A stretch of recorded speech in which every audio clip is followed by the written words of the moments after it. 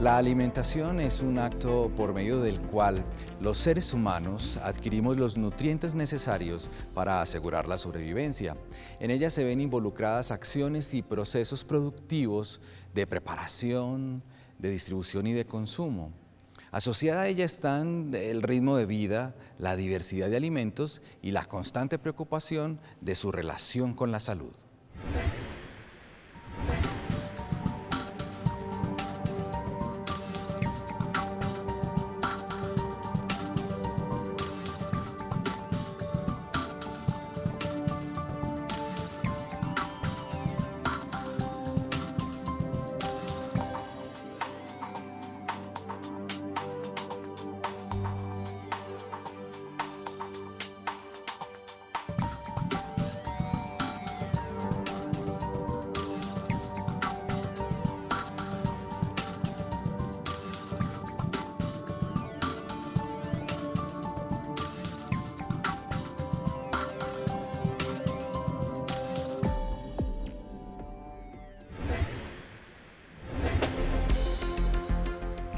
Y para hablar de este tema, aquí en Ágora, a través de Teleantioquia, dos invitados, Rolando y Laura, que nos ayudarán a entender todo lo que tiene que ver con alimentación. Bienvenidos, gracias por darnos su tiempo para este espacio que nos permitirá entender cuál es la buena alimentación. Y empecemos, Laura, definiendo alimentación. ¿Qué es alimentación? Bueno, alimentación es el acto por el que nosotros también vamos a obtener todos los nutrientes que requerimos para nuestras funciones vitales. Eso va acompañado pues, de unos procesos desde el comer, desde la elección, desde lo que tiene que ver con ese componente, desde los gustos, desde el gusto, desde el sentido, todo ese proceso finalmente que nosotros tenemos para obtener esos nutrientes. Todo lo que comemos, Rolando, nos alimenta. Todo aquello que entra al cuerpo termina de una u otra manera haciendo parte de él. En nuestra naturaleza existen muchos alimentos, algunos llamados alimentos sin serlo y otros siendo alimentos como tal. Lo importante para nosotros es establecer o clasificar aquello que entra a nosotros como tres macronutrientes específicos, que son las proteínas, los carbohidratos y las grasas. Eso es lo que inicialmente o en principio se conoce como alimentos, aunque faltaría ahí muchísimas otras cosas que habría que incluir. Proteínas, carbohidratos y grasas. ¿Y dónde se encuentran estos tres elementos? Bueno, creo que eso va a ser el motivo de nuestra charla el día de hoy. Definitivamente el recurso es muy amplio desde el punto de vista, digamos, desde la perspectiva de la proteína. Hay proteína de origen animal, hay proteína de origen vegetal. Los carbohidratos, muchísimos, desde el arroz, la papa, algunas leguminosas, bueno, o los frijoles, pueden ser también las lentejas, la avena, como tales. La grasa, otro recurso distinto, puede ser incluso desde la procedencia de la proteína animal que contiene grasa, hay otras grasas mucho más saludables en principio, como es la del aguacate, la de los frutos secos, el aceite de oliva, por ejemplo, como otro recurso para eso. Laura, ¿y qué es la proteína? Bueno, la proteína es uno de los macronutrientes que está en este momento con mayor atención, bueno, de un tiempo para acá con mayor atención. La proteína cumple diversas funciones en nuestro cuerpo. En el que más reconocemos esa función es en el constitutivo de los músculos, pero también participa en procesos de producción de sangre, incluso en procesos de síntesis de otros elementos que son necesarios dentro de las mismas funciones específicas del cuerpo. ¿Y qué aporta el carbohidrato? ¿Qué aporta el carbohidrato? Energía. Esa es nuestra principal fuente de energía. Nosotros para realizar nuestras funciones del día a día necesitamos precisamente que esas fuentes sean óptimas para poder estar dispuestos, activos, enérgicos, para que nuestro músculo también tenga toda esa energía allí almacenada y que podamos realizar las funciones, que nuestro hígado también pueda responder de una manera adecuada a todos esos procesos. ¿Y las grasas? Las grasas también tienen un componente muy significativo desde la parte de termorregulación, también hacen parte de ciertos procesos de síntesis de hormonas de las hormonas sexuales, también participa como aislante desde la parte de protección o estructura de la membrana celular, entonces también tiene todos estos elementos. Ayúdenos a entender algo. Hay muchos televidentes que están viendo en este momento nuestro canal y están tomando una decisión. No voy a volver a comer carne, solamente voy a buscar las proteínas en lo vegetal. ¿Estar en un error? ¿Usted qué diría? No, definitivamente la alimentación tiene que ver mucho con una decisión propia. Lo más importante es tener en cuenta el principio de individualización. Definitivamente no todos tenemos, digamos, la inclinación para comer vegetales, como hay otros que somos definitivamente carnívoros u omnívoros en principio. Entonces, que si existe la posibilidad, o que si es probable, mejor dicho, de poder conseguir todos esos macronutrientes que ahorita hablábamos, proteína, carbohidrato y grasa, de una fuente vegetal, claro que sí.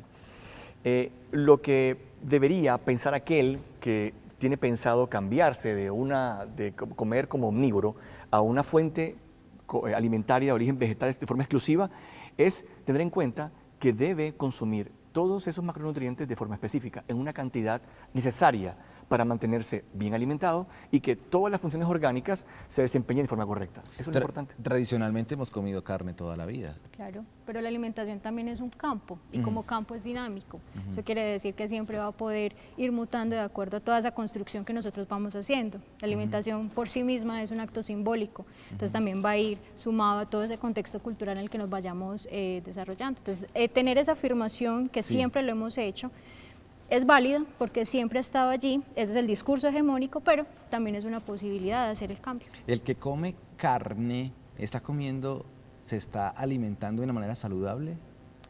Te voy a devolver la pregunta, el que está consumiendo vegetales también lo está haciendo saludable. O sea, la única forma de nosotros de determinar si está siendo saludable o no está siendo saludable ese contexto es evaluando todo lo que hay en ese plato, porque el plato mío no está constituido solamente por la carne. Entonces, allí voy a encontrar una huella que me va a dejar ese consumo de la carne, sea carne vacuna, sea carne de pollo, sea desde la parte de los peces. De ahí podemos encontrar diversas cositas relacionadas. Desde el punto de vista nutricional, una persona que no coma carne, ¿está bien nutrida? ¿Está saludable? ¿Puede estar saludable? Puede estar saludable, como aquella persona que lo haga de la manera contraria, puede que también lo esté.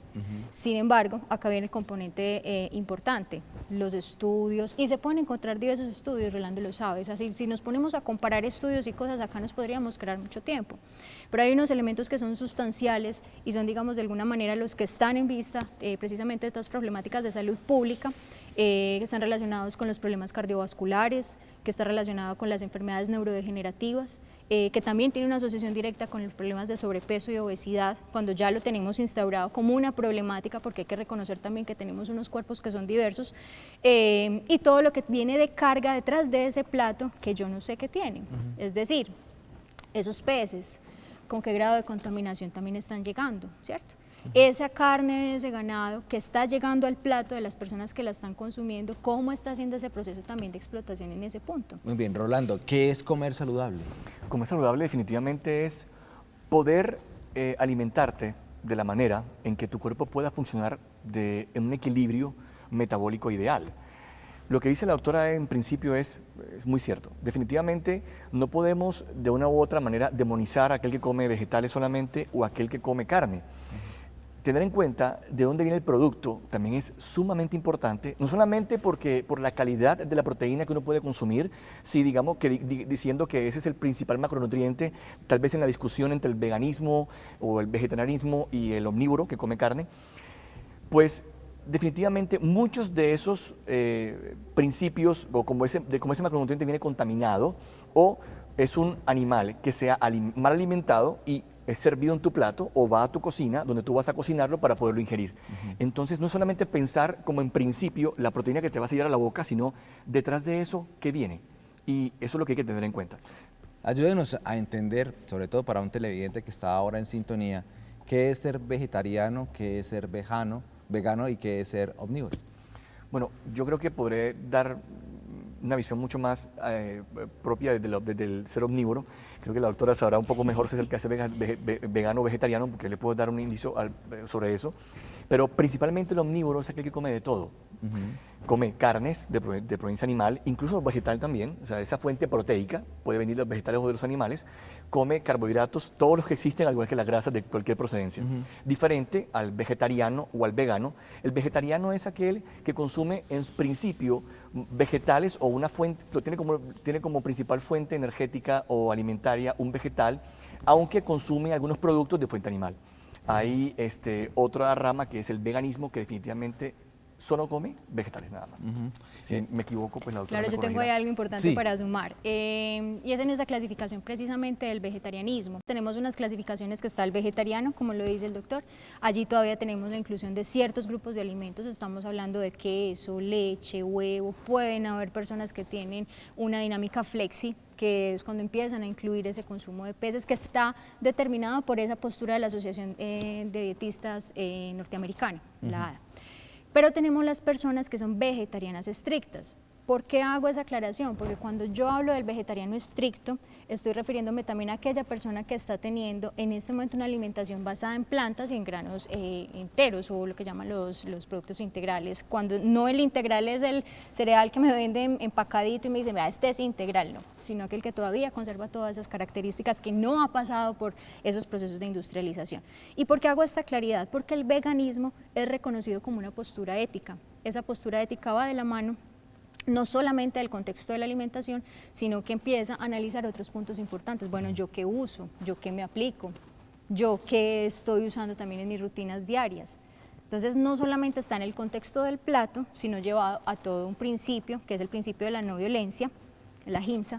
Este concepto nace más o menos en 1940 con Donald Watson y empieza a verlo desde ese punto de postura ética. Laura decidió ser vegetariana o vegana. Yo soy vegana. Tú eres vegana. ¿Y por qué lo decidiste? ¿Desde qué momento en tu vida? Listo, comienzo con el vegetarianismo cerca del 2008-2009. Allí empiezo a hacer una exploración. Yo tengo que decir que desde la parte de la academia aún no es muy fuerte esta exploración, porque también tenemos unos medios hegemónicos de investigación, de ciencia, que tienen un bloqueo frente a este tipo de discursos, y discursos que son aplicados también desde la parte de la ciencia. Pero en tu casa al principio comías carne normal. Lo que pasa es que hay un componente importante y es también qué hogares tenemos, ¿cierto? O sea, el consumo de carne no siempre va a ser tan fácil para todo el mundo. Entonces, por principio, en las casas hay un mayor consumo de granos, frijoles, lentejas, las arvejas, está el arrocito. ¿En tu casa comías carne? Claro que sí. Sí. Claro. ¿Y en qué momento exacto toman la decisión de ser vegana? Vegana en el momento exacto, cuando empiezo a darme cuenta lo que hay detrás de cada una de las industrias, específicamente la industria de la ganadería, no solamente en el contexto de explotación, la opresión obviamente que hay hacia los animales, el maltrato, sino todo el impacto medioambiental, la huella que hace y la huella en toda la sociedad. ¿Es una decisión ética o saludable? Ética, y como está sumada a mi campo disciplinar, trato de que sea saludable. Sí. ¿Le pasó algo al cuerpo A mi cuerpo, cuando dejó de comer carne? energía completa, mejoró la digestión a un 100%, porque esa es una de las características que sí tiene precisamente esta alimentación, que es más basada en alimentos vegetales. Ronaldo sí come carne. Sí, claro. Ajá. Mucha. ¿Y nunca ha pensado en, bueno, dejarla a un lado para empezar el camino que Laura tomó, por ejemplo, de ser vegetariana o vegana? Yo debo ser sincero y te voy a hacer un comentario que me pasó ayer. Mientras investigaba muchas cosas para poder venir al programa y poder hablar o tener una discusión muy amena con la doctora, uno siempre se encuentra una serie de problemática que definitivamente va mucho más allá del querer o del qué es lo que quiero o qué es lo que debo, definitivamente. Yo tengo muchas mascotas en mi casa, perros, gatos, y eso que manifiesta la doctora, el maltrato animal, definitivamente es algo que impacta muy fuerte al momento de pensar en consumir carne.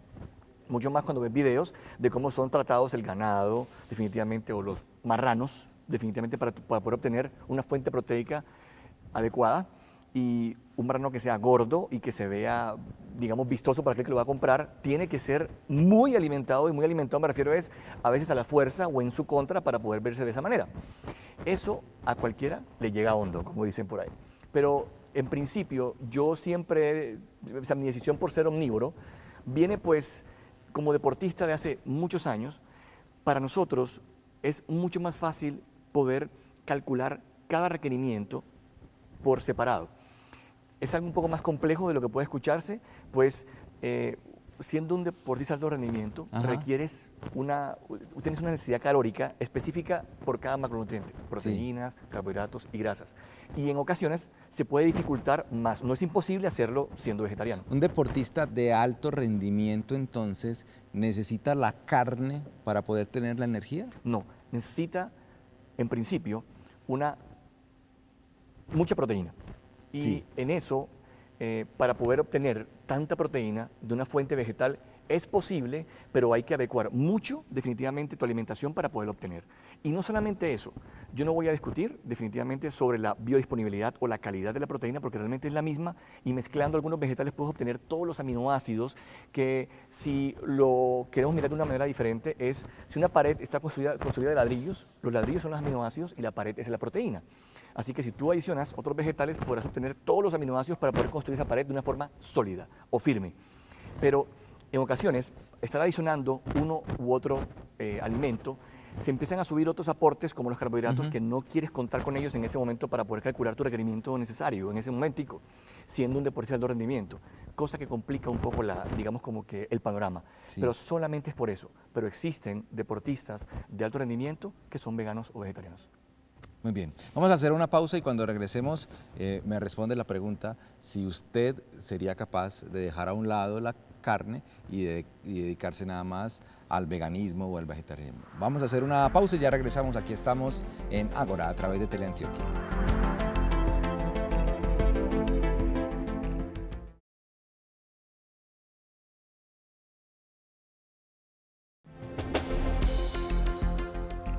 Hablamos en Ágora sobre la alimentación y le pregunto a Laura, ¿cuáles serían los beneficios de una dieta vegana? Bueno, los beneficios de una dieta vegana son múltiples. Considero que uno de los principales beneficios es tener un reconocimiento también de lo que hay en el plato. Yo partiría de ese principio esencial. El reconocimiento también de una manera de consecución de los alimentos, cómo es todo lo que hay detrás de estos procesos. Beneficios directos sobre la salud vamos a encontrar muchos. Disminución en los niveles de colesterol, hay una disminución en los niveles de triglicéridos, se pueden disminuir significativamente el riesgo de ciertos tipos de cáncer, específicamente el cáncer de colon, es uno de los cánceres que se puede asociar directamente con el consumo de una alimentación basada en plantas. Podemos tener también una mejor salud cardiovascular. También estamos hablando de una mayor energía, porque contrario a lo que muchas veces las personas consideran que la persona que saca el pedazo de carne del plato entonces va a estar todo el día sin energía, sin nada, no, por el contrario vas a tener también una chispa muchísimo mayor frente a eso. ¿Cuáles serían los beneficios de una dieta omnívora?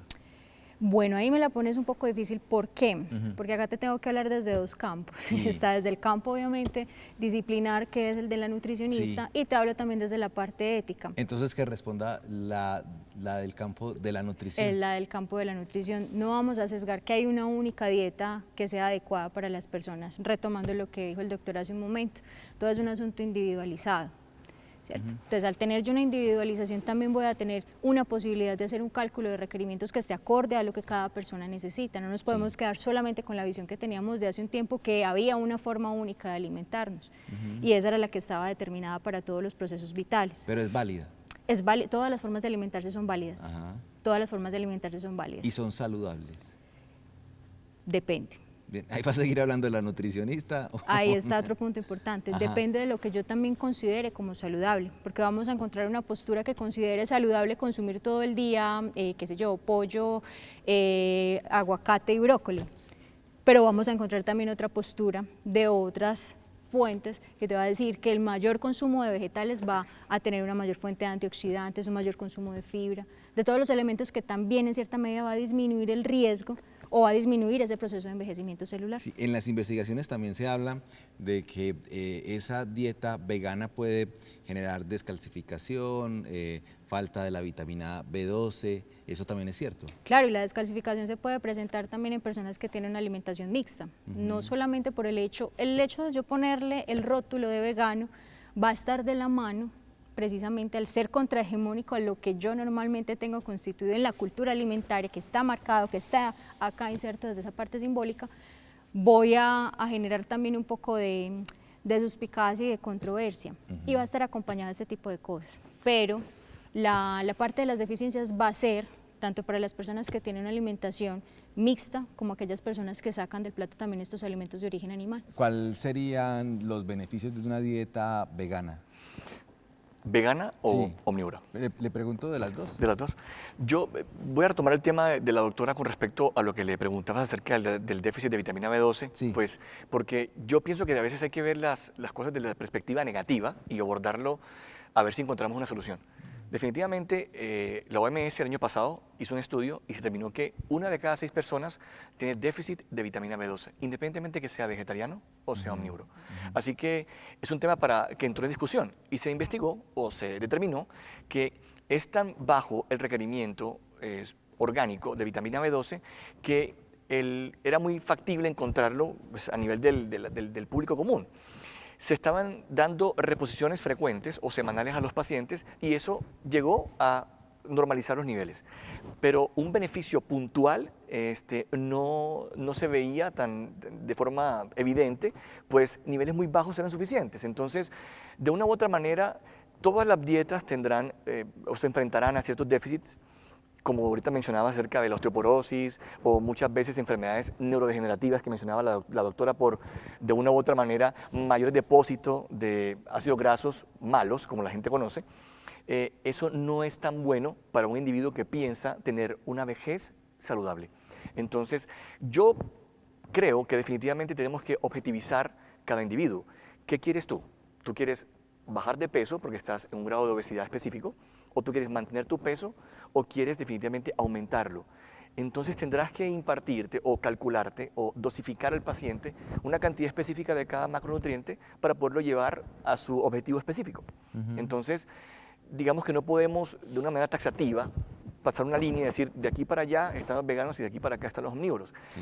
Una dieta balanceada sería la dieta ideal y ambas definitivamente tendrían ciertos sesgos, ciertos requerimientos por fuera que requerirán suplementación externa. Culturalmente nuestras madres siempre relacionaban el comer, el alimentarse, el comer mucho con el amor y por eso entonces nos servían 3, 4 platos.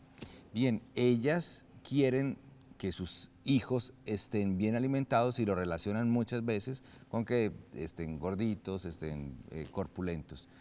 ¿Qué decirle a una mamá que en este momento tiene sus hijos, por ejemplo, en la adolescencia y que tiene que tomar una decisión frente a la salud y la alimentación de esos hijos? Creo que lo más importante desde ese punto de vista es poder instruir a la mamá y demostrarle qué es lo que su hijo necesita y que definitivamente no verlo en sobrepeso, como tú muy bien lo decías, es lo más saludable que existe. Es ideal que el niño pueda recibir lo que en ese momento requiere por su actividad, la edad que tiene, el grado en que cursa a nivel escolar y que eso le permita desarrollarse como individuo. Tú no tienes que recibir un superávit o una mayor cantidad energética a la que necesitas para estar bien, definitivamente. Pero sí es cierto que si recibes menos de lo que estás gastando, tu cuerpo entrará en un estado de cese o de disminución de actividades metabólicas para poder protegerte frente a eso. Entonces, es decirle a la madre que debe consultar y preguntarle a esa nutricionista cuáles son los requerimientos de ese niño para no sobrealimentarlo o darle energía excesiva y que eso vaya a traerle problemas en el futuro. La misma pregunta, ¿qué le diría usted a esa mamá que está preocupada hoy por empezar a alimentar y a formar en hábitos alimenticios saludables a sus hijos adolescentes? Bueno, lo primero que le digo es calma. Calma y mantenga granos. Mentiras, no. Lo que pasa es que la adolescencia es un periodo crítico porque sí hay un aumento en unas necesidades específicas, en unos requerimientos. El apetito inevitablemente va a aumentar en los muchachos y en las muchachas también aumenta durante esa etapa de la adolescencia. ¿Qué le diría a esa mamá? Primero, no solamente a la mamá, sino que una invitación a los colegas, a todas las personas que hacen parte de lo que consideramos el personal de la salud y es informemos de una manera adecuada a esas personas que están llegando también a tocar las puertas con temor porque quieren saber también cómo hacer esos procesos que son adecuados. Entonces, la primera es una invitación a los colegas, a todas las personas que hacemos parte del personal de la salud, a que nos informemos primero nosotros. Y segundo, una madre que está informada, y me refiero específicamente a la mamá, porque la mamá va a seguir siendo la que va a determinar las compras. Entonces, si yo tengo una madre que está también con una educación nutricional fortalecida, va a poder hacer unas elecciones que son saludables para su familia. ¿Cómo nos alimentamos los colombianos? muy mal. La doctora, creo que en el primer bloque del programa decía algo, y era que definitivamente nuestra sociedad se enfrenta a un problema económico con respecto a la alimentación. Es más caro la fuente energética proveniente de la proteína y es mucho más barato comprar la papa, comprar el arroz, comprar un cereal que es carbohidrato, pero que definitivamente carece de esa fuente energética proveniente de la proteína. Entonces hace que nuestro plato, o el plato en principio a nivel cultural, esté lleno de carbohidratos y tenga muy poco aporte proteico. De la fuente que sea, si así fuese de origen vegetal o fuese animal, sería excelente que la tuviéramos ahí, pero que existiera en la proporción adecuada para cumplir nuestras necesidades. Y por eso es que países como Estados Unidos o México, por ejemplo, padece una tasa de obesidad por encima del 85%. Y eso se traduce a una tasa de mortalidad sumamente alta en comparación a países sudamericanos, aunque nosotros vamos sobre el mismo camino y seguimos como estamos en este momento.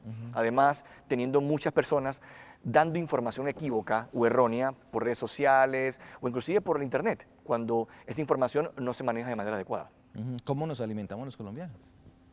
Hago el mismo eco, mal, y hay diversos factores que van a determinar eso. En el ENSIN que se hizo en el 2015 se determinó pues que las tasas de deficiencia de hierro, las tasas de anemia seguían siendo las mismas en los mismos grupos de edades, en las mujeres que estaban en esa edad fértil de los 13 a los 49 años, que se había disminuido un 2% respecto al ENSIN que tuvimos en el 2010, que el ENSIN es la encuesta que nos dice cómo está esa situación nutricional de nosotros acá en Colombia.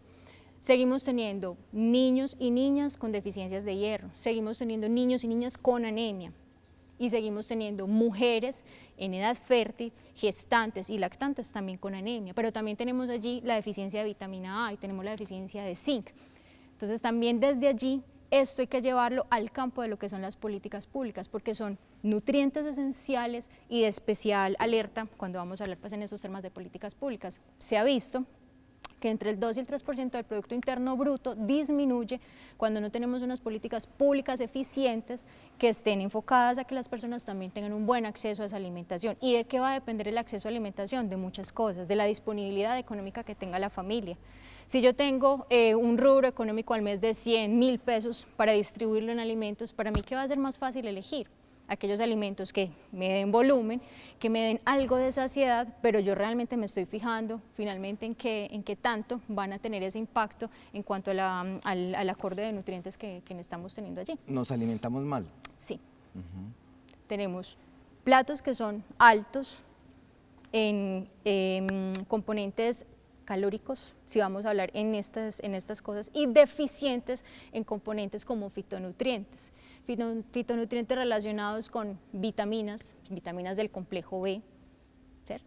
Y también vamos a tener un deficiente consumo de fibra, sumado a que nosotros tenemos un mercado que ha sido altamente permeabilizado por todo lo que viene desde la parte de Occidente y donde también nos ha cambiado el paradigma de alimentación.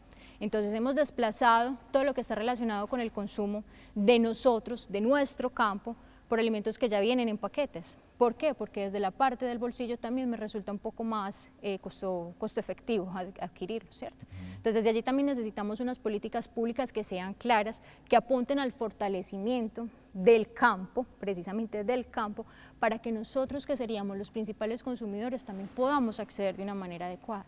Pero también esas políticas públicas deben estar de la mano de una educación nutricional para poder tener una buena selección. ¿Y esa educación dónde la tenemos? O sea, a esa mamá que nos está viendo, a todos nosotros, ¿quién nos enseñó a comer bien, a alimentarnos bien de una manera balanceada, como tú lo decías?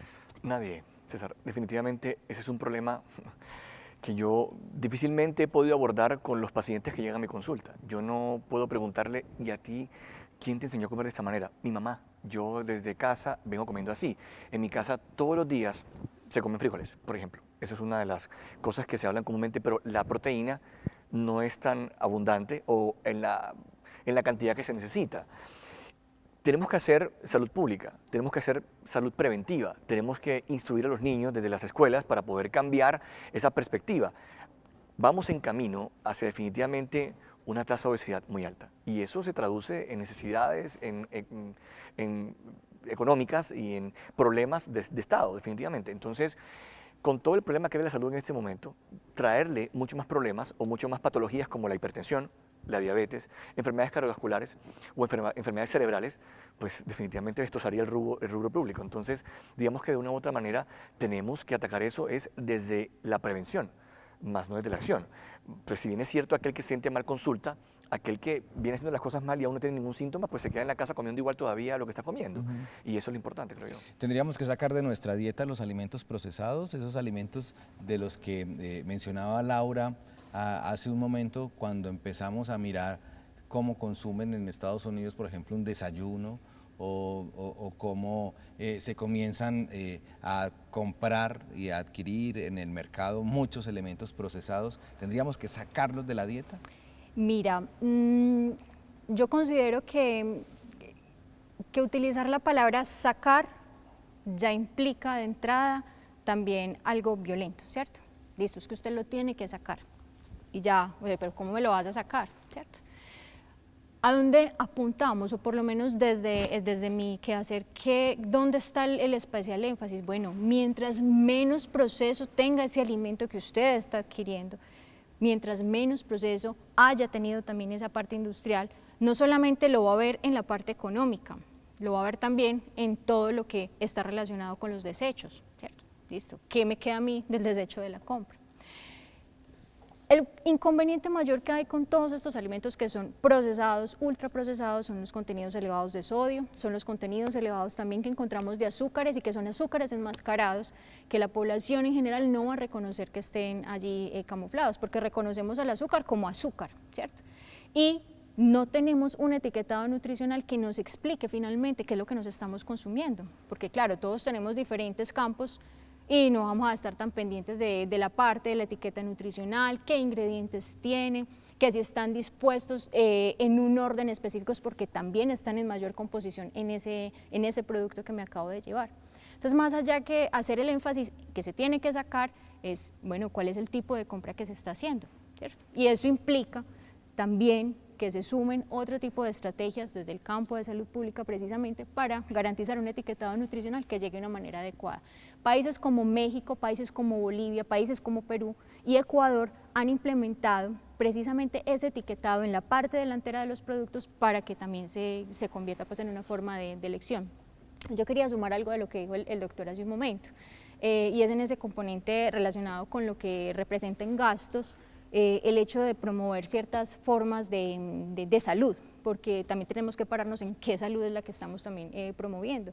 Y se ha visto que por cada dólar que se invierte en estrategias de educación nutricional, se están disminuyendo entre 3 y 138 dólares al sistema, precisamente porque se están previniendo algunas enfermedades que desde la parte de los sistemas de alimentación, desde la parte de actividad física, lo que representa la medicina reversiva o preventiva, se pueden hacer.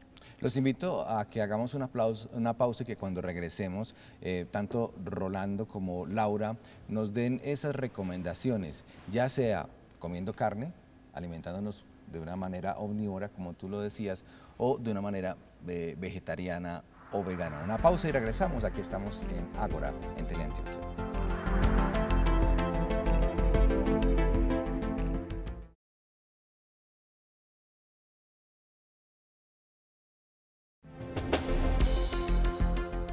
Seguimos en Ágora a través de Teleantioquia, hoy hablando sobre la nutrición, sobre la alimentación, y hemos tenido diferentes puntos de vista: la alimentación vegana, vegetariana, la alimentación omnívora, comer carne como debe ser, y los invitaba a que nos ayudaran a construir con elementos claros, ya sea desde el punto de vista de Laura o desde el punto de vista de Rolando, para que las personas que nos están viendo en este momento de verdad logren tener una dieta saludable, una mejor salud y un mejor bienestar.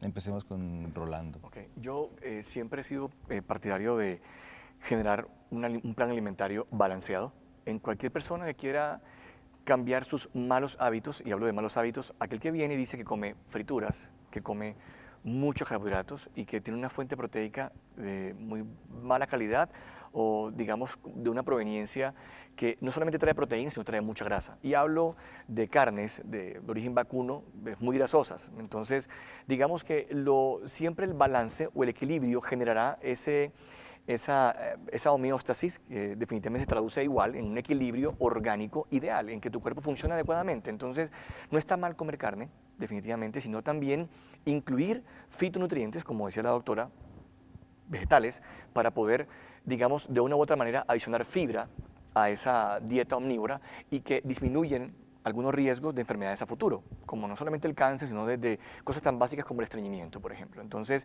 y mejoría del perfil lipídico, de las grasas, de colesterol, triglicéridos, HDL y LDL, que comúnmente podemos conocer cuando vamos al médico. Entonces, pienso que todo se traduce en el balance y en el equilibrio que nuestras fuentes energéticas sean lo más orgánicas posibles. ¿Qué debe haber en ese mercado entonces? Debe haber por lo menos, si hablamos de proteínas, pollo, carne de res. En lo posible, si compramos pescados con baja fuente de grasa, lo que pasa y el primer problema que encontramos acá es que nuestros cultivos o de la manera como cultivamos el pescado, lo alimentamos de mucha grasa o de una fuente energética que hace que los depósitos de grasa sean muchos. Entonces, tendrá mucha mejor fuente de grasa saludable aquel ganado que pastorea nuestros campos que aquel pescado que se cultiva en una piscina. Entonces, tendríamos que cambiar la perspectiva a esa ama de casa que va a comprar algo en el supermercado. Pero pasando ya al tema de las legumbres, los carbohidratos, las leguminosas, desde la papa, el arroz, jamás estará mal comprarlos, pero también visualizar los vegetales como una fuente rica de nutrientes, de vitaminas, de mucha fibra, y que ayude no solamente al balance nutricional o de esos nutrientes, sino a que se puedan manejar mejor desde el punto de vista intestinal. Eso es importante. ¿Cómo sería ese mercado para tener una dieta saludable? Bueno, yo recomiendo en ese mercado arrancar primero por la parte de los vegetales, lo que son los constituyentes de frutas, verduras, los tubérculos. Con respecto a las frutas, elegir frutas que sean de temporada, eso es vital porque también hay que pensar en lo que para el bolsillo, para la familia es también rentable. Entonces, mi primera recomendación es comencemos por la parte de las frutas y las verduras, pero muy importante también ir con una lista de mercado para tener también una idea de qué es lo que vamos a necesitar, qué es lo que nos está haciendo falta para también empezar a proyectar lo que respecta a los gastos. ¿Qué debe tener? Debe también tener frijoles, lentejas, garbanzos, arvejas, debe tener otro tipo de cereales como el arroz, puede ser arroz blanco, puede ser arroz integral, puede ser arroz parborizado, la quinoa, si la quinoa es un cereal o un pseudo cereal de consumo habitual en la casa, avena, que la avena también tiene un factor protector significativo para las personas que lo consumen habitualmente en su dieta. Semillas, y en esa parte de las semillas y las nueces también la recomendación grande son un producto que sí representa un costo significativo. Entonces ahí hay que saber elegir cuáles son los frutos secos, cuáles son las nueces que yo voy a poder también acceder. ¿Por qué? Porque también la oferta y la demanda del mercado me ha llevado a encarecer ciertos productos, mínimamente semillas de chía o semillas de linaza, que son las que también van a ser parte de esos componentes funcionales dentro de la alimentación basada en plantas. ¿Qué barreras se ha encontrado Laura al ser vegana? Por ejemplo, al acceder a restaurantes, al acceder los productos que quiere consumir en el supermercado. La primera barrera la voy a comenzar y es con los mismos compañeros. Es la primera barrera que siempre uno va a encontrar. ¿Por qué? Lo que les he mencionado durante todo el tiempo, tenemos un sistema hegemónico de ciencia, ¿cierto? Entonces, si usted se está saliendo de esa línea, acá empieza la primera barrera. Va a pasar esto, te va a pasar aquello, yo estoy esperando todavía a ver qué es lo que me va a pasar. Todavía estoy 32 años y todavía tengo creo que un poquito más de vida por delante, esperaré qué es lo que viene en eso. Cada elección la trataré de hacer de la manera más consciente. En cuanto a acceso a restaurantes, en este momento, de unos 3, 4 años para acá, encontramos, 3 años, una disponibilidad mayor de restaurantes. Si nosotros vamos a hablar en el 2012, 2013, encontrábamos los mismos restaurantes en la ciudad. En este momento hay variedad. Entonces, en esa parte de una salida, y de todas maneras, si uno sale a un restaurante donde no hay un plato específico vegetariano o vegano, uno también puede encontrar una forma de acomodarlo a lo que consume habitualmente. ¿Y cuál sería, por ejemplo, una alimentación diaria, desayuno, almuerzo y cena de una vegana? Bueno, yo voy a hablar como desde componentes esenciales grandes, ¿cierto? Uno de los componentes esenciales que debe estar sí o sí, por lo menos en mi alimentación, son las leguminosas. Y estamos hablando de frijoles, lentejas, garbanzos, arvejas. y todo lo que pueda estar derivado de ello, sea que lo procese en forma de torticas, o sea que prepare el hummus, que es una pasta que se hace a base de garbanzo y otros ingredientes. Entonces siempre voy a procurar tener entre 2 a 3 porciones, incluso 4, dependiendo si en ese momento estoy en algún tipo de actividad física. En este momento está suspendida, pero yo también soy una persona físicamente activa. Yo tengo pues una actividad deportiva que tiene un impacto fuerte desde la parte de la fuerza. Entonces, eso también va a estar determinado como por esa parte de requerimiento. Entonces, siempre entre 3 a 4 porciones de leguminosas en el día, de acuerdo a lo que esté en mi objetivo específico para ese momento, ¿cierto? Siempre voy a incluir, bien sean las semillas de chía o las semillas de linaza. ¿Por qué? Porque esa va a ser parte de mis fuentes directas de esos ácidos grasos esenciales y de otros minerales que puedo encontrar. ¿Cuáles ácidos grasos esenciales? Específicamente el omega 3. Y siempre van a estar molidas, porque esa es la forma en que nosotros también vamos a tener una activación y una disponibilidad de esos.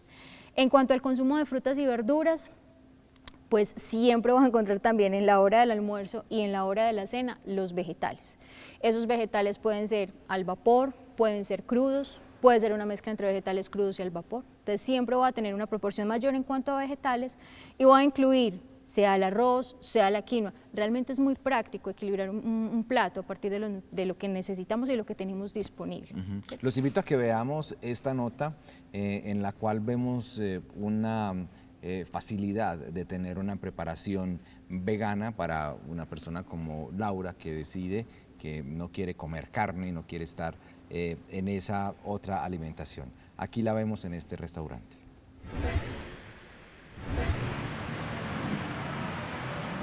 Backstation es un restaurante vegano en la ciudad de Medellín. Nos especializamos como en comida, en transformar la comida casera, en transformar los platos que ya conocemos, como las hamburguesas, los nachos, todos estos platos, y las transformamos al vegano, al veganismo. Acá hay postres, bebidas y unos platos muy ricos. Backstation nació hace 7 años en una ubicación aquí en El Poblado. Nació como una necesidad de más oferta gastronómica vegana. El público ha aumentado mucho gradualmente. Yo pienso que en la ciudad de Medellín este tema del veganismo está creciendo, pero a pasos agigantados. Antes no había oferta, ahora hay mucha oferta de restaurantes y de emprendimientos veganos.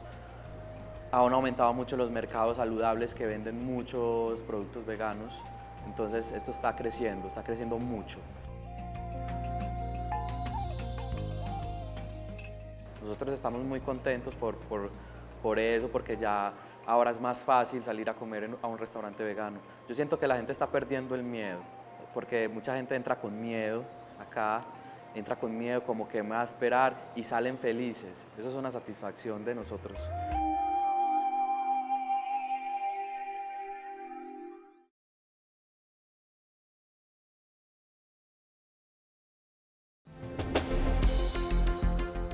Segmento final de nuestro programa Ágora, hablando sobre la alimentación. Una pregunta para el médico. ¿Una persona, una mujer embarazada, puede decidir no comer carne? Claro que sí, definitivamente. Como hablamos en principio de nuestra charla, lo más importante es obtener todos los macronutrientes que necesita, no solamente para su bienestar, sino para el del bebé, de una u otra manera, para decirlo así.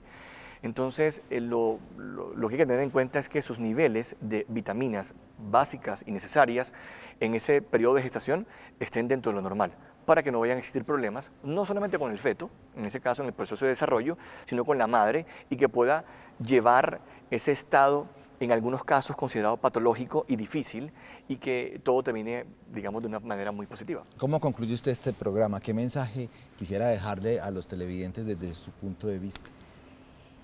El mensaje para las personas es no tener tanto temor y no mirar todas las cosas desde el punto negativo. Si yo tengo un interés, una motivación, comenzar a explorar otras formas de alimentarme, yo no me puedo parar solamente en lo que es ¿Qué implicaciones negativas tiene para mí el hecho de ser vegano o vegetariano? Porque obviamente voy a encontrar muchísima información sobre esto. Entonces esa es el primero, o sea, de tomar una decisión, pero también tomar una decisión informada. Y esa decisión informada, ¿dónde va? Personal de salud, que también esté con la disponibilidad, la disposición y la capacitación y la capacidad también de atender a esas necesidades. Si yo tengo también un fin específico y es hacer esa transición y es también cambiar esa forma de alimentarme, buscar también profesionales que tengan dentro de su campo esa experticia. ¿Cierto? Por ejemplo, si yo voy a trabajar con la parte de actividad física, yo voy a buscar también a una persona que tenga esa experiencia. ¿Por qué? Porque yo tengo unos objetivos, unas metas específicas. Si yo quiero ser vegetariano, yo quiero ser vegana, también voy a buscar a una persona que esté desde allí. Muy bien, gracias Laura. Misma pregunta, Rolando, ¿qué le quisiera decir a este televidente desde su punto de vista? Yo quiero dejar un mensaje final y es que la doctora Laura se refería acerca de la disminución de las patologías que pueden llevar rápidamente a la muerte a pacientes que no tienen una dieta saludables. Miren, el año pasado en noviembre de 2019, se hizo un taller o un estudio en que recibió 249,000 pacientes y habían pacientes vegetarianos y habían pacientes omnívoros. Las patologías que llevaron a la muerte a esos pacientes, porque fue un estudio a 45 años, no hubo diferencias entre ambos grupos. Pero hay que tener en cuenta una cosa, en ambos grupos de pacientes omnívoros o vegetarianos, la dieta era balanceada, siempre y cuando un paciente o un individuo que llevar una dieta vegetariana o una dieta omnívora sea balanceada, tendrá o no tendrá por qué preocuparse tanto por lo que pueda desencadenarle el comer carne o el comer solamente sus proteínas de una fuente vegetal.